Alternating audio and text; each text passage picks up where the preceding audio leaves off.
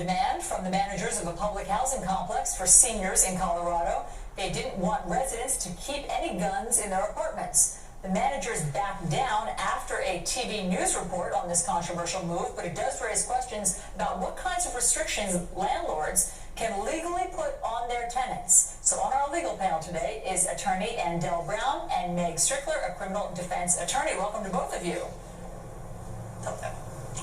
Okay, so this was an apartment complex in it's called Castle Rock, Colorado, and there was this retired Marine. He's 77 years old. He is a hunter, and he has always kept a gun in his apartment. And the apartment complex told him that he was going to have to get out. I mean, virtually be homeless, move on if he wanted to continue to keep his gun. Andell, did they have any sort of legal right to demand that?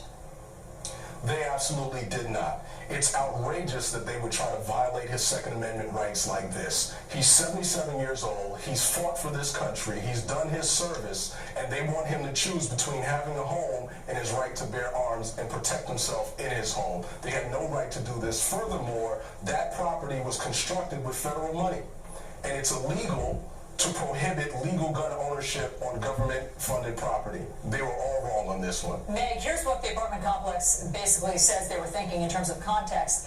This is Colorado. Colorado has obviously done a lot of soul searching after the Aurora movie theater massacre, and the complex wanted it to be a gun-free zone.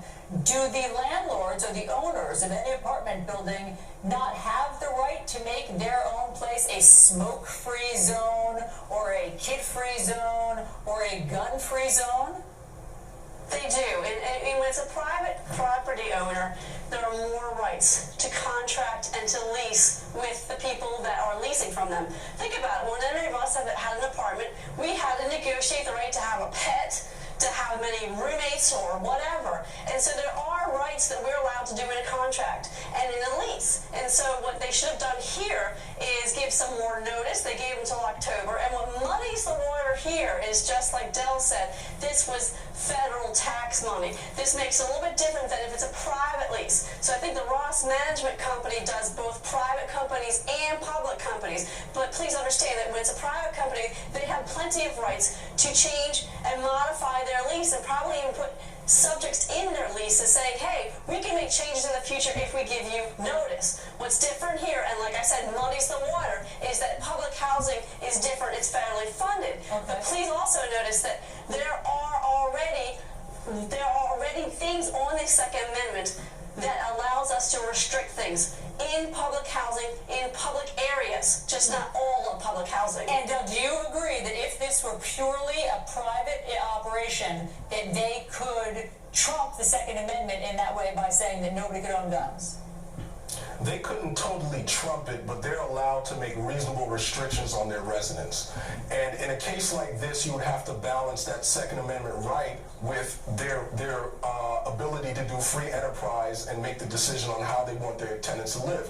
Unfortunately, in this case, he was already living there. He already had a lease. He already had an agreement, and they're trying to change the terms midstream, and that's just wrong. And we should also let everybody know that I believe, Meg, that just late yesterday, the Community Housing Board there in Colorado held a meeting and said that the apartment could not unilaterally decide to do this. So it sounds like apartment buildings that attempt to do this do meet with some legal challenges.